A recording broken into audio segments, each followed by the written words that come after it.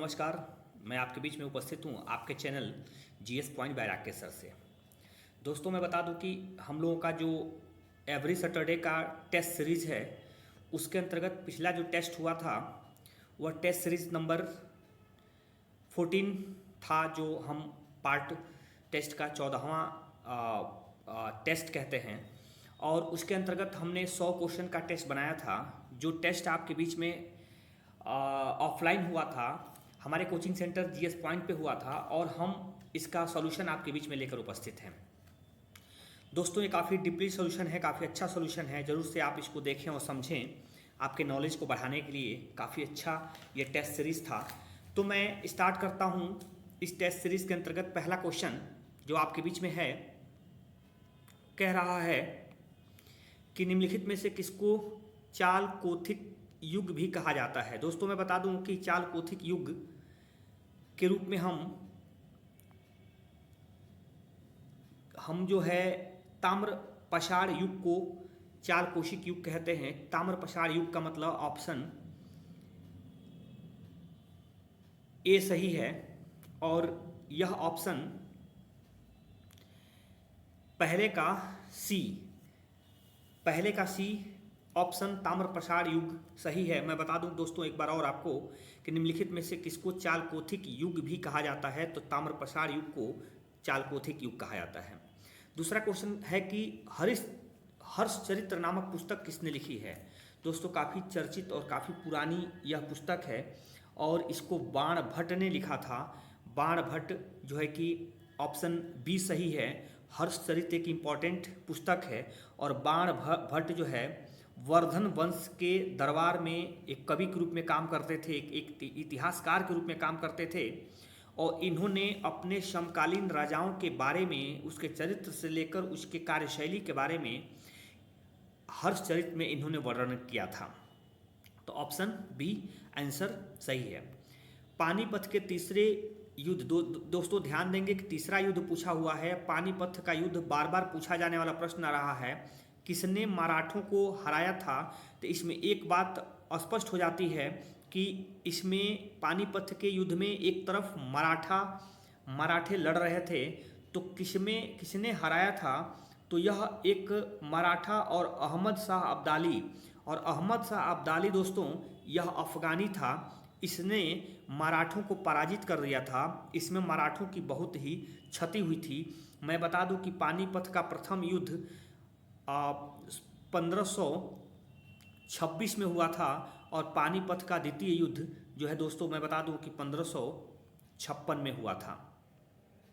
पानीपत के प्रथम युद्ध में इब्राहिम लोधी और बाबर के बीच में युद्ध हुआ था। इसी से मुगल शासकों की भारत में शासन पद्धति प्रारंभ हो गई थी। जबकि पानीपत का द्वितीय युद्ध जो था 1556 ईस्वी में, ये हेमू अंतिम हिंदू राजा कहा जाता है और अकबर के बीच में लड़ी गई थी। तो दोस्तों याद रखेंगे पानीपत की तीसरी लड़ाई पूछा है और ये मराठों तथा अफगानों के बीच में लड़ी गई थी। चौथा क्वेश्चन दोस्तों क्या कह रहा है, 1857 की क्रांति में सर्वप्रथम 1857 की क्रांति सर्वप्रथम कहाँ से प्रारंभ हुई।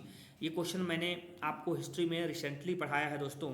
और कहाँ से प्रारंभ हुई, इन शहरों में से मेरठ शहर है। जैसा कि आपको पता होगा 10 मई 1857 को मेरठ में एक क्रांति हुई थी। भारतीय सिपाहियों ने अंग्रेजी अधिकारियों की हत्या करते हुए दिल्ली की तरफ कूच किए थे। 11 को दिल्ली पहुँचे थे। तो मेरठ शहर में ही इस क्रांति की शुरुआत हुई थी। मेरठ शहर को क्रांति का शहर कहा जाता है। पांचवा क्वेश्चन क्या है दोस्तों, पांचवा क्वेश्चन कहता है कि इस्तमरारी बंदोबस्त किसने लागू किया था। तो ऑप्शन में सी दिखा रहे हैं आपको, लॉर्ड कॉर्नवालिस इसके लिए प्रारंभकर्ता माने जाते हैं। और दोस्तों मैं बता दूं कि पांचवा क्वेश्चन का लॉर्ड कॉर्नवालिस द्वारा प्रारंभ इस्तमरारी बंदोबस्त को हम सामान्यतः अस्थाई बंदोबस्त के नाम से भी जानते हैं। हालांकि इसे जागीरदारी बंदोबस्त कहा जाता है। मालगुजारी के संदर्भ में भी इसका नामकरण किया जाता है। भिन्न भिन्न नामकरण इसके किए जाते हैं। लॉर्ड कॉर्नवालिस भारत का एक चर्चित गवर्नर रहा था और यह एकमात्र ऐसा गवर्नर है जिसकी समाधि भारत में ही पाई जाती है, गाजीपुर में, उत्तर प्रदेश के गाजीपुर में पाई जाती है। छठवां क्वेश्चन कह रहा है निम्न महापुरुषों में से कौन भारतीय जागृति का जनक कहलाते हैं या उनको कहा जाता है? तो ऑप्शन बी में है राजा राम मोहन राय, इन्हें भारतीय पुनर्जागरण का जनक कहा जाता है, अगुआ कहा जाता है। दोस्तों, इन्होंने भारत में कुरीतियों को मिटाने के लिए बहुत लंबा संघर्ष किया था। हालांकि इनकी सबसे ज़्यादा संघर्ष सती प्रथा के अंत को लेकर रहा था। ऐसा माना जाता है कि इन्हीं के प्रयासों को देखते हुए लॉर्ड विलियम बेंटिंक ने सती प्रथा का समापन किया था, भारत के परिप्रेक्ष्य में बात किया जाए तो। सातवां क्वेश्चन कहता है दोस्तों, महात्मा गांधी ने 1930 में सविनय अवज्ञा आंदोलन कहाँ से प्रारंभ किया था? ये भी चर्चित क्वेश्चन है और मैं बता दूं कि दांडी से प्रारंभ हुआ था। दोस्तों, दांडी से यह जो है कि यात्रा प्रारंभ हुई थी और 12 मार्च को इस यात्रा को प्रारंभ किया गया था गांधी जी के द्वारा। 12 मार्च से यह 24 दिनों तक यात्रा चली थी। दोस्तों, 24 दिन इस यात्रा को पूरे करने में लगे थे और सबसे बड़ी बात है कि यह यात्रा 241 मील चली थी। 241 सविनय अवज्ञा आंदोलन 241 मील चली थी, जिसको किलोमीटर में निकालते हैं तो 390 किलोमीटर आता है। दोस्तों, हालांकि मैं बता दूं कि 241 किलोमीटर के हिसाब से अगर बात करेंगे तो पूर्वांचल एक्सप्रेसवे जो उत्तर प्रदेश में बनाई गई है दोस्तों, उसकी जो लंबाई है वो भी लगभग 241 किलोमीटर है। हालांकि यह 241 मील है और वह 241 किलोमीटर है। मैं इस बात को इसलिए उल्लेखित कर रहा हूं ताकि आपको याद रहे कि पूर्वांचल एक्सप्रेसवे की लंबाई को ध्यान में रखते हुए महात्मा गांधी की सविनय अवज्ञा आंदोलन के जो पैदल चलने की यात्रा की लंबाई थी उससे आपको याद आ सकती है। 8वां क्वेश्चन कह रहा है दोस्तों, 1904 में क्रांतिकारी संगठन अभिनव भारत, एक काफ़ी बड़ी क्रांतिकारी संगठन थी, संगठित किया गया था। तो दोस्तों ये पूछ रहा है कहाँ संगठित किया गया था? तो महाराष्ट्र में संगठित किया गया था। महाराष्ट्र के नासिक जिले में इसका संगठन हुआ था। दोस्तों, हम 8वें क्वेश्चन की तरफ बढ़ रहे हैं। दोस्तों, हम 8वें क्वेश्चन नहीं बल्कि 9वें क्वेश्चन की तरफ बढ़ रहे हैं। 9वां क्वेश्चन कहता है निम्न में से किसने सुभाष चंद्र बोस को देश नायक कहा था? तो दोस्तों मैं बता दूं कि सुभाष चंद्र बोस को देश नायक कहने का कार्य रविन्द्रनाथ टैगोर ने किया था। और आपको मैं बता दूं कि जब बंगाल के सुभाष चंद्र बोस ने पहली बार भारतीय राष्ट्रीय कांग्रेस के अध्यक्ष बने थे तो उसी संदर्भ में रविन्द्रनाथ टैगोर जी ने सुभाष चंद्र बोस को देश नायक के रूप में उपाधि दी थी, जबकि महात्मा गांधी ने उन्हें देशभक्तों का देशभक्त कहा था। तो याद रखेंगे, महात्मा गांधी का ऑप्शन भले ही गलत है लेकिन महात्मा गांधी ने भी सुभाष चंद्र बोस को देशभक्तों का देशभक्त की संज्ञा प्रदान किए थे। 10वां क्वेश्चन है निम्नलिखित में से किस एक्ट ने भारत सरकार के गवर्नर जनरल को अध्यादेश जारी करने की शक्ति प्रदान कर दिया था? दोस्तों, मैं इसमें लिखाया हूँ आपके लिए, ये काफ़ी चर्चित और अच्छी क्वेश्चन है। इसमें कौन सा एक्ट कह रहा है? तो एक्ट जो है इंडियन काउंसिल एक्ट 1861 के द्वारा भारत के गवर्नर जनरल को अध्यादेश जारी करने की शक्ति दी गई थी। मैं बता दूं दोस्तों कि अध्यादेश जारी करने की शक्ति वह शक्ति होती है जब संसदीय व्यवस्था के अनुसार कोई कानून नहीं बन पाता है तो राष्ट्र प्रमुख या शासन प्रमुख एक अध्यादेश के माध्यम से कानून बनाता है जो संसदीय प्रणाली के द्वारा बनाए गए कानून के बराबर शक्ति रखता है। हालांकि उस समय इस अध्यादेश की अवधि 6 माह होती थी और आज अध्यादेश की अवधि अगले सत्र के प्रारंभ होने के मात्र 6 हफ्ते तक ही रहती है। नेक्स्ट क्वेश्चन 11वां क्वेश्चन है दोस्तों, 11वां क्वेश्चन, विश्व का सबसे ऊंचा पर्वत शिखर कौन सा है? दोस्तों, ये काफ़ी इंपॉर्टेंट क्वेश्चन है लेकिन बहुत ही इजी क्वेश्चन है। वह कहाँ पे स्थित है? ये क्वेश्चन पूछ रहा है। नेपाल में स्थित है। उसका नाम है माउंट एवरेस्ट, जिसे नेपाल में सागर माथा के नाम से जाना जाता है। 12वां क्वेश्चन है दोस्तों, 12वां क्वेश्चन आपका है किस ग्रह के चारों ओर वलय पाए जाते हैं? वलय एक छल्ले होते हैं दोस्तों, और यह छल्ला कहीं न कहीं हमारे ग्रह के चारों ओर घूमते हैं और ऐसा सर्वाधिक छल्लों की पाए जाने की जो स्थिति है वो शनि ग्रह पे मिलता है। हमारे ग्रहों में शनि एक काफ़ी बड़ी ग्रह है, हालांकि सबसे बड़ी नहीं है, लेकिन फिर भी शनि की अपनी एक विशेषता है जिसकी वजह से शनि एक चर्चित ग्रह के रूप में जानी जाती है। 13वां क्वेश्चन कहता है तमिलनाडु में जाड़ों में वर्षा क्यों होती है। तो दोस्तों तमिलनाडु में भारत में लौटते हुए मानसून से सर्वाधिक वर्षा होती है। और मैं बता दूं कि लौटते हुए जब मानसून भारत में आता है तो दक्षिण और पूरब से एक आर्द्रता ले लेता है, एक नमी ले लेता है और अपने साथ तमिलनाडु में ज़्यादा वर्षा कराता है। तो दक्षिण और पूर्व के तरफ से आने में बंगाल की खाड़ी के क्षेत्रों से वो नमी को उठा लेता है और तमिलनाडु में अधिक वर्षा कराता है। तो ऑप्शन इसमें कह रहा है बंगाल की खाड़ी से उठे तूफानों से, दक्षिण पूर्व मानसून से, उत्तर पूर्वी मानसून से। तूफानों के बजाय ए ऑप्शन सही है और उत्तर पूर्व के मानसून से यह नमी लेकर और तमिलनाडु में सर्वाधिक वर्षा कराता है। और आप सबको मालूम होगा कि हम जब ज्योग्राफी में पढ़ाते हैं तो इसके डिटेल मैपिंग के द्वारा बताते हैं कि तमिलनाडु में लौटते हुए मानसून से क्यों सर्वाधिक वर्षा होती है। नेक्स्ट और 14वां क्वेश्चन है दोस्तों। 14वां क्वेश्चन कह रहा है नर्मदा की ओर बहने वाली नदी है। तो मैं बता दूं कि नर्मदा एक खुद ही बहुत बड़ी नदी है। नर्मदा ये जगह छोड़ा गया है की ओर बहने, मतलब किस दिशा की ओर बहने वाली नदी है। तो नर्मदा एक ऐसी नदी है दोस्तों जो पश्चिम की दिशा की ओर बहती है। यह पूर्व से निकलकर पश्चिम की ओर बहती है और पश्चिम की ओर बहने वाली देश की सबसे बड़ी नदी है। यह दक्षिण भारत और उत्तर भारत के बंटवारे को लेकर भी जानी जाती है और नर्मदा को मध्य प्रदेश का गंगा भी कहा जाता है। 15वां क्वेश्चन है भारत वन्य स्थिति रिपोर्ट 2021 लेटेस्ट रिपोर्ट है दोस्तों। ये अब तक का सबसे लेटेस्ट रिपोर्ट है जिसमें कह रहा है देश में कुल वनावरण क्षेत्र क्या है। वन और वृक्षावरण नहीं पूछा जा रहा है बल्कि सिर्फ वनावरण पूछा जा रहा है। तो वनावरण के हिसाब से 21.71% वनावरण है, जबकि वनावरण और वृक्षावरण को मिला दिया जाए तो 24-24.5% से ऊपर हो जाता है। 16वां क्वेश्चन कहता है भारतीय आर्थिक समीक्षा का प्रकाशन किसके द्वारा किया जाता है। तो वित्त मंत्री द्वारा, वित्त मंत्रालय जो है यह भारतीय आर्थिक समीक्षा का प्रकाशन करता है। इसे लगभग भारत का सबसे ऑथेंटिक प्रकाशन माना जाता है जो आर्थिक रूप से की जाती है। 17वां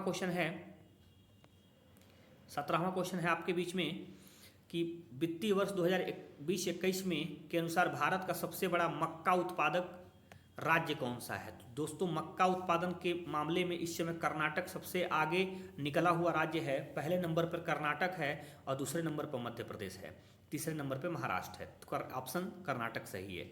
जीएसटी क्या है। जीएसटी एक चर्चित टैक्स है दोस्तों।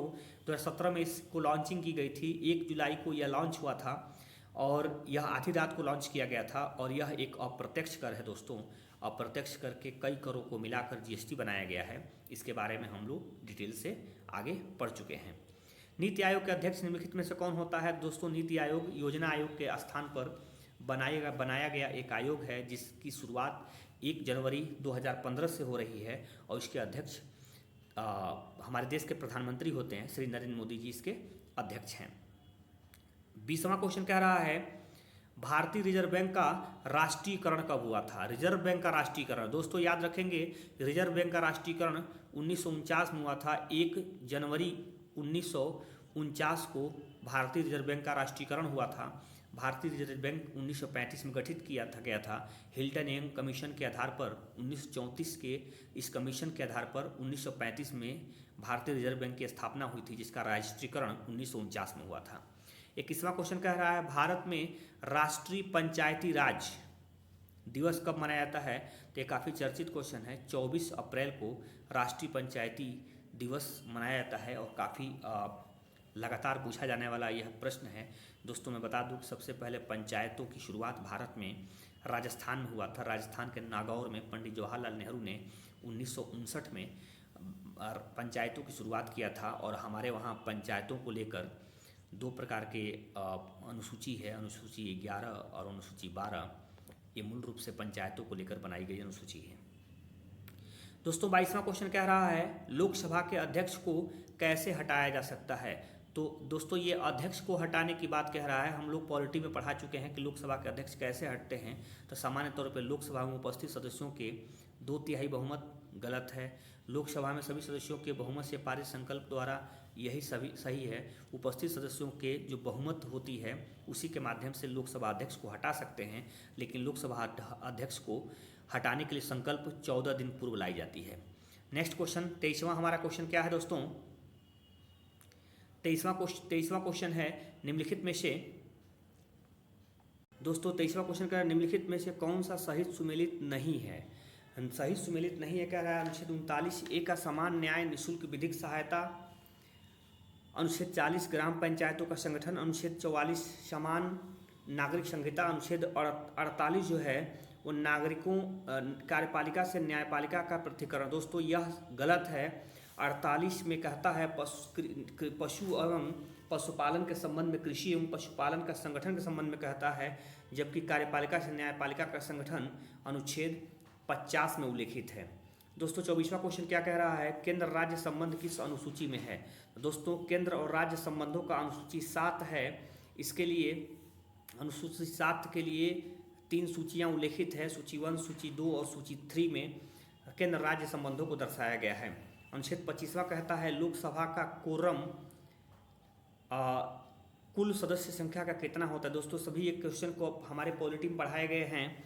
आपके कोचिंग में ऑफलाइन क्लासेस के दौरान ये सभी क्वेश्चन आपके अपडेटेड रहते हैं, सबका रिवीजन हो चुका है। तो दोस्तों कोरम के लिए कुल कितने सदस्य होने चाहिए?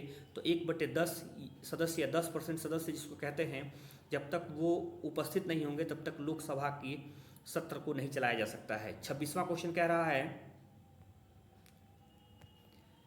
यदि एक बर्तन में तैरती हुई बर्फ पिघलती है तो उस बर्तन में पानी का स्तर में क्या होगा? दोस्तों ये काफ़ी रिपीटेड क्वेश्चन, हमेशा क्वेश्चन इस तरह के पूछे जाते हैं। तो इसका आंसर है कोई परिवर्तन नहीं होगा। बर्फ अपने आयतन को छोड़ेगा तो पानी के आयतन को कवर करेगा, इसलिए इसमें कोई परिवर्तन नहीं होगा। दोस्तों 27वां क्वेश्चन कहता है सोल्डर किन 2 धातुओं से बना मिश्रित धातु है? तो दोस्तों ये मिश्रित धातु मिलकर बना है। तो सोल्डर मतलब सटाया जाता है, शोल्डर को मतलब चिपकाया जाता है। तो इसमें आप कोडिंग करके देख सकते हैं कि टीन और शीशा मिलाकर सोल्डर बनाए जाते हैं और सटाना जो है सटाया जाता है। सटाया में शीशा और टीन को जब हम जोड़ लेंगे तो हम सोल्डर को याद कर सकते हैं, सोल्डर को लिख सकते हैं। दोस्तों सोल्डर में सटाना होता है और टीन सटाना शीशा और टीन को मिलाने के बाद सटाना शब्द का उल्लेख हो रहा है, जिसकी वजह से हम समझ सकते हैं कि शोल्डर टीन और शीशा के मिलाकर उल्लेखित किया जाता है और टीन और शीशा को मिलाकर शोल्डर किया जाता है। नेक्स्ट क्वेश्चन 28वां क्वेश्चन है ऊष्मा सबसे अच्छा चालक क्या है? तो दोस्तों इसमें पारा, शीशा, चांदी इनमें से कोई नहीं, तो इन तीनों में चांदी सबसे ऊष्मा का अच्छा चालक है। दोस्तों तो चांदी जो है चालक होती है, अच्छा चालक होती है, चाहे वो ऊष्मा ऊपर पूछा हो या फिर विद्युत नीचे पूछा हो, ये दोनों में चांदी जो है सबसे अच्छी चालक मानी जाती है। चांदी और चालक से आप याद कर सकते हैं कि सबसे अच्छी चालक जो है चांदी में होती है, चाहे वो ऊष्मा की चालकता हो या फिर विद्युत की चालकता हो। 29वां क्वेश्चन का निम्नलिखित में से किसको कोशिका का शक्ति गृह भी कहा जाता है? तो दोस्तों शक्ति गृह के रूप में कोशिका का माइटोकांड्रिया को कहते हैं। शक्ति गृह के सूत्र कणिका, सूत्र से 100 से शक्ति और 100 से शक्ति गृह, तो सूत्र कणिका को आप जोड़ सकते हैं कि सूत्र कणिका जिसे हम माइटोकांड्रिया कहते हैं उसे शक्ति गृह कहते हैं, कोशिका का शक्ति गृह कहते हैं। 30वां क्वेश्चन है स्कर्वी एक बीमारी है जो गंभीर और अस्थायी कमी के कारण होती है। मतलब किसके कमी के कारण स्कर्वी रोग होता है? तो स्कर्वी सी जो है स्कर्वी से जुड़ा हुआ है, लगभग शब्दों में एक जैसा लग रहा है। सी और स्कर्वी ये बीमारी है जो विटामिन सी की कमी से होती है। नेक्स्ट क्वेश्चन है 31वां क्वेश्चन, देख सकते हैं आप 31वां क्वेश्चन। दोस्तों यहाँ हमारे मैथ वाले सर आपको हेल्प कर रहे होंगे निश्चित तौर पे। हमारे वहाँ मैथ की क्लासेस जो चल रही हैं जिसमें हमारे मैथ के टीचर आपसे रूबरू हो रहे हैं। ये क्वेश्चन सभी सॉल्व किए जा चुके हैं। लास्ट टाइम पे जब हमारे बच्चे आए हुए थे उन बच्चों को पता है कि मैथ के द्वारा ये सॉल्यूशन मिल चुका है, फिर भी मैं इसके आंसर को बता दूं। 31वां का सी सही है और दोस्तों 32वें का 100/9 का जो ऑप्शन है बी ऑप्शन वो सही है। जबकि 33वां क्वेश्चन दोस्तों हमारा आप देख सकते हैं 33वां जो क्वेश्चन है दोस्तों वो आपके सामने है और 33वें क्वेश्चन का जो आंसर है दोस्तों वह आपके बीच में मैं रख रहा हूं। 33वां क्वेश्चन 33वां क्वेश्चन का जो ऑप्शन दिया गया है उसका C32 सही है दोस्तों।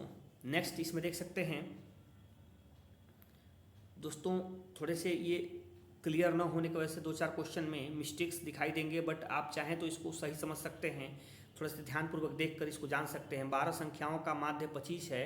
यदि एक संख्या निकाल दी जाए तो उसका माध्य 22 हो जाती है, तो निकाली गई संख्या का संबंध पूछ रहा है, निकाली गई संख्या क्या होती है, तो 58 वो संख्या है। आप मैथ वाले सर से कंसल्ट करके भी इसको जान सकते हैं।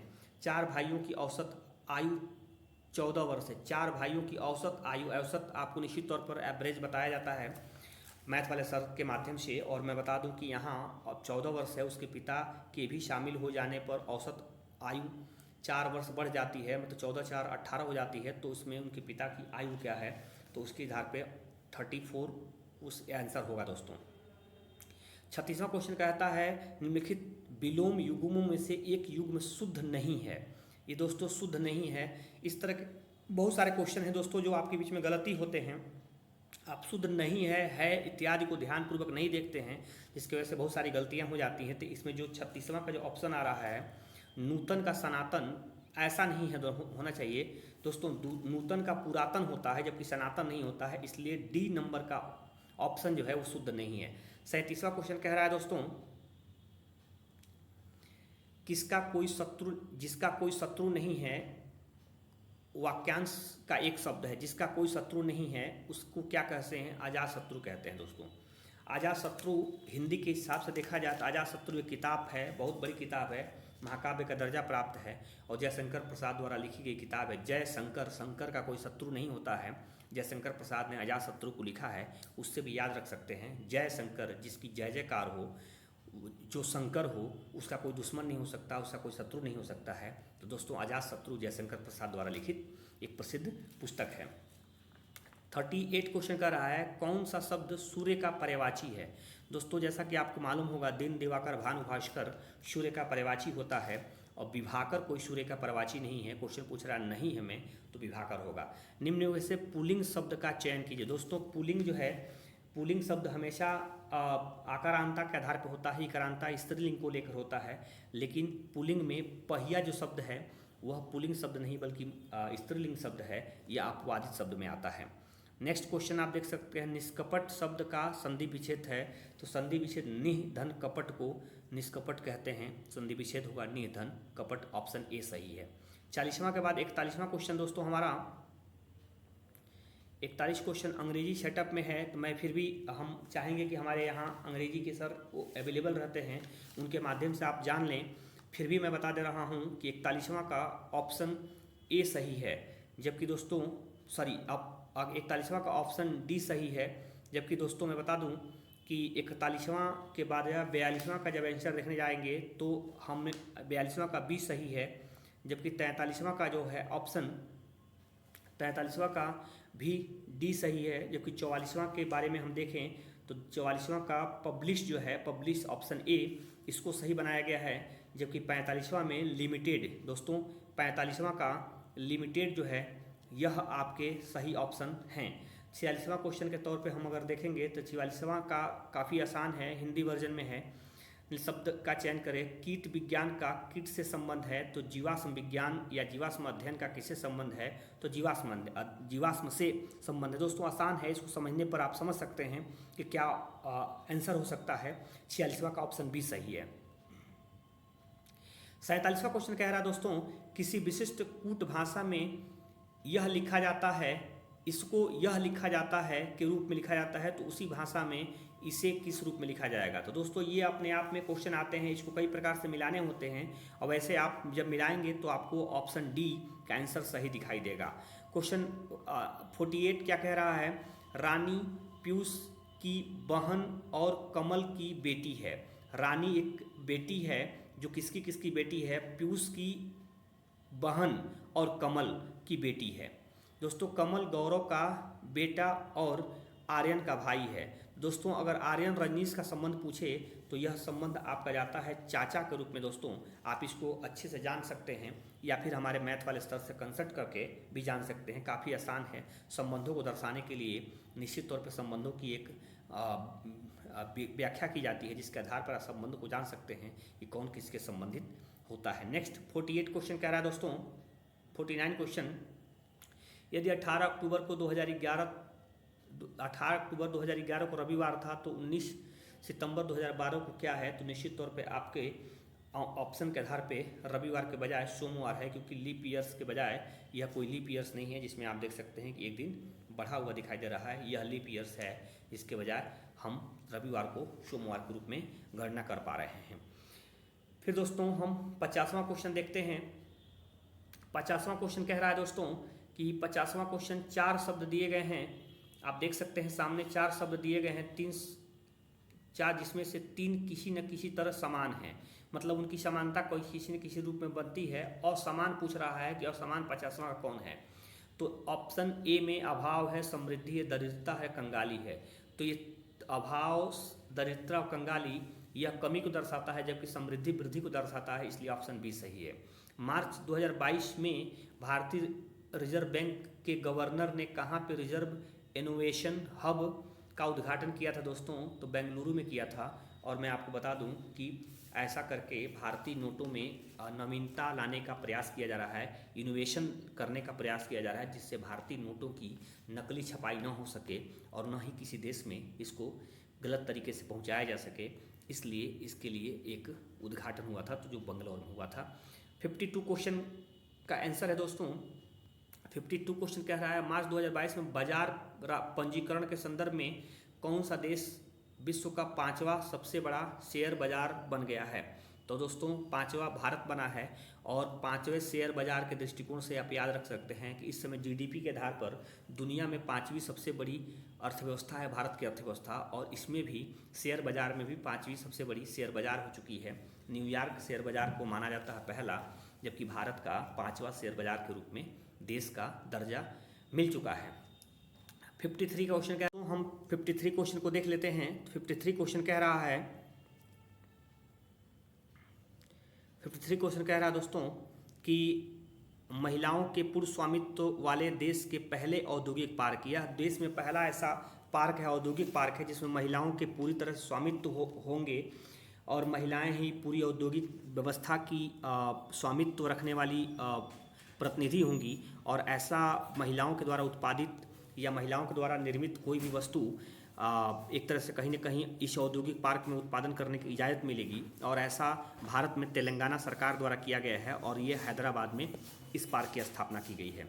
54 क्वेश्चन का रहा है निम्न अप्रैल 2022 में जारी 36वीं वार्षिक फोर्ब्स अरबपतियों की सूची में मुकेश अंबानी को किस स्थान पर रखा गया? दोस्तों जहां तक मैं बता दूं कि मुकेश अंबानी की रैंकिंग थोड़ी सी कम हुई है और मुकेश अंबानी दुनिया के फोर्ब्स अरबपतियों की सूची में इस समय 10वें नंबर पर पहुंच गए हैं। जैसा कि आप सबको मालूम है कि भारत में अडानी जी जो है कि वर्ल्ड के दूसरे सबसे अमीर व्यक्ति के रूप में दर्जा प्राप्त अमीरों की सूची में पहुँच गए हैं।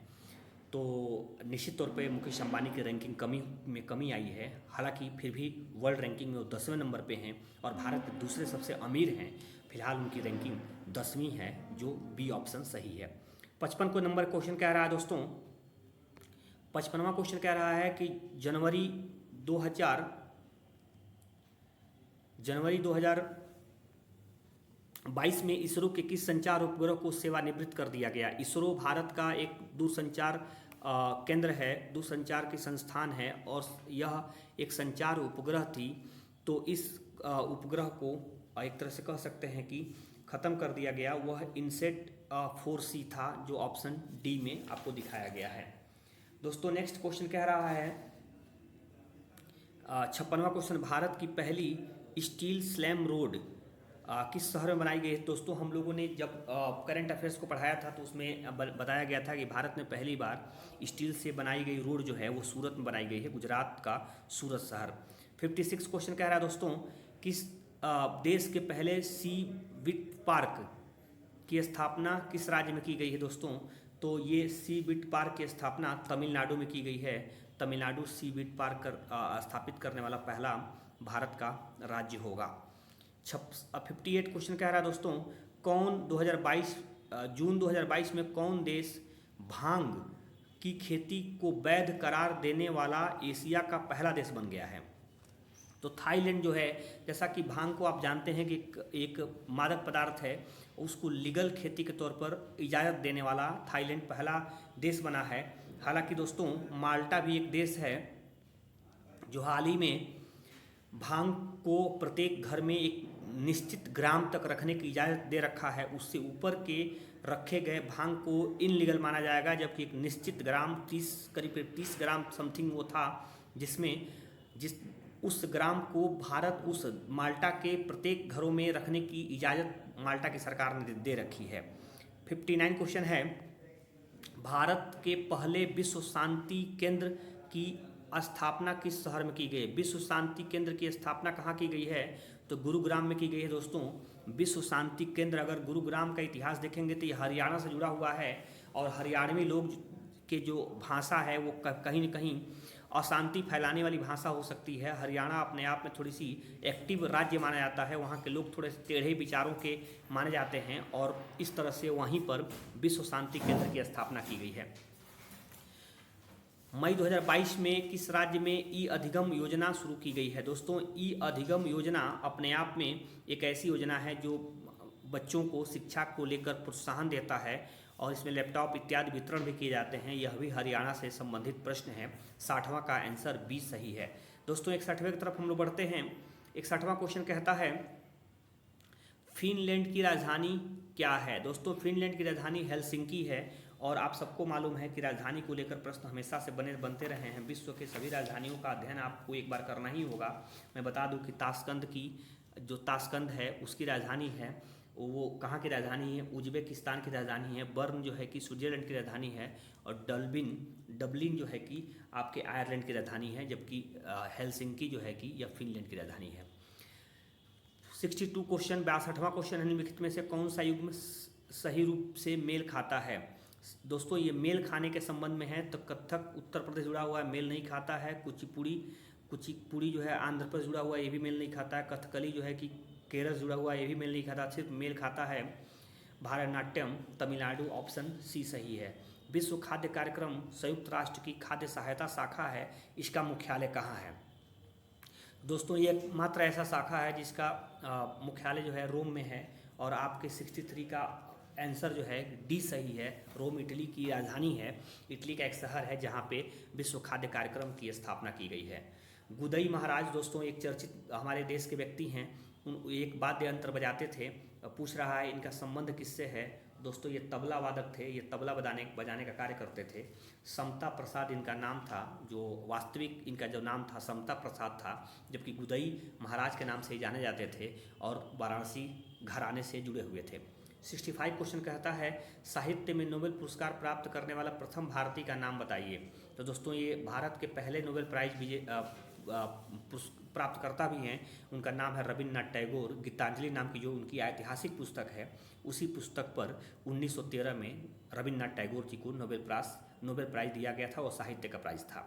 नेक्स्ट क्वेश्चन 66 क्वेश्चन, 66वां क्वेश्चन कहता है, बांधों को आधुनिक भारत का मंदिर किसने कहा था? दोस्तों जब ज्योग्राफी पढ़ाया जाता है तो उस समय बांध को लेकर, बहुराष्ट्रीय परियोजनाओं को लेकर हम बताए हैं कि पंडित जवाहरलाल नेहरू ने बहुउद्देशीय परियोजनाओं को जो है कि आधुनिक भारत के मंदिर की संज्ञा दी थी। तो ऑप्शन ए सही है।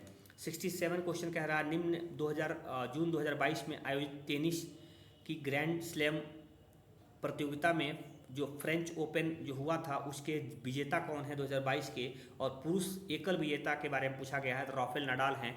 दोस्तों ग्रैंड स्लैम एक तो 4 प्रकार के होते हैं, और उसमें पुरुष का सिंगल महिला का अलग होता है, मिक्स डबल होता है, युगल डबल्स होता है, तमाम तरह के इसमें खेल से संबंधित इसके स्लैब है, उसमें पुरुष एकल की बात किया गया है। तो राफेल नडाल काफ़ी अच्छे खिलाड़ी माने जाते हैं टेनिस के, उनके द्वारा यह विजेता बना गया है। पुस्तक नाम है दोस्तों माइंड मास्टर, और winning lessons from A champions life के लेखक कौन है? तो दोस्तों ये काफ़ी अच्छी किताब है और काफ़ी बड़ी किताब है। माइंड मास्टर के रूप में भारत में किसे जाना जाता है? विश्वनाथन आनंद को जाना जाता है। विश्वनाथन आनंद एक प्रकार से कह सकते हैं कि भारत के सबसे बड़े खिलाड़ी हैं चेस के, और उन्हीं वह खेलते समय वो काफ़ी माइंड लगाते हैं। उनका कंप्यूटर से भी कई बार चेस से सामना हुआ है, जिसमें कंप्यूटर को भी इन्होंने हराने का रिकॉर्ड बनाया है, और या खुद भी इनके नाम पर कई चेस के जो है चैंपियंस होने का रिकॉर्ड है। तो जो है कि माइंड मास्टर के रूप में विश्वनाथन आनंद है, जबकि मास्टर ब्लास्टर के रूप में सचिन तेंदुलकर को जाना जाता है। दोस्तों 69 क्वेश्चन कहता है कि अप्रैल 2022 में पहला लता दीनानाथ मंगेशकर पुरस्कार किसे दिया गया? तो तब पहला लता दीनानाथ मंगेशकर पुरस्कार आपके देश के प्रधानमंत्री श्री नरेंद्र मोदी जी को दिया गया है। लता मंगेशकर के देहावसान के बाद उनका फाउंडेशन, उनके परिवार के लोगों ने जो उनके नाम से एक तरह से कह सकते हैं कि पुरस्कार वितरण करने का जो श्रृंखला प्रारंभ किया गया, उसमें पहले विजेता के तौर पर, पहले पुरस्कार प्राप्तकर्ता के तौर पर नरेंद्र मोदी जी हुए थे। 70वां क्वेश्चन कह रहा है दोस्तों, 70वां क्वेश्चन कह रहा है मई 2022 में संपन्न हुई इंडियन प्रीमियर लीग्स IPL के 15वें संस्करण का खिताब किसने जीता? दोस्तों 15वें संस्करण खिताब जीता है गुजरात टाइटल्स ने। और आपको मालूम होगा कि गुजरात टाइटल्स भारत में जो IPL होता है उसमें पहली बार पार्टिसिपेट किया था। हालांकि उत्तर प्रदेश से लखनऊ भी नाम से जो है कि एक टीम थी। तो इस नाते हम बता सकते हैं कि इन दोनों नई टीमों में से गुजरात ने ही 15वां जो है IPL का विजेता बना है। Next question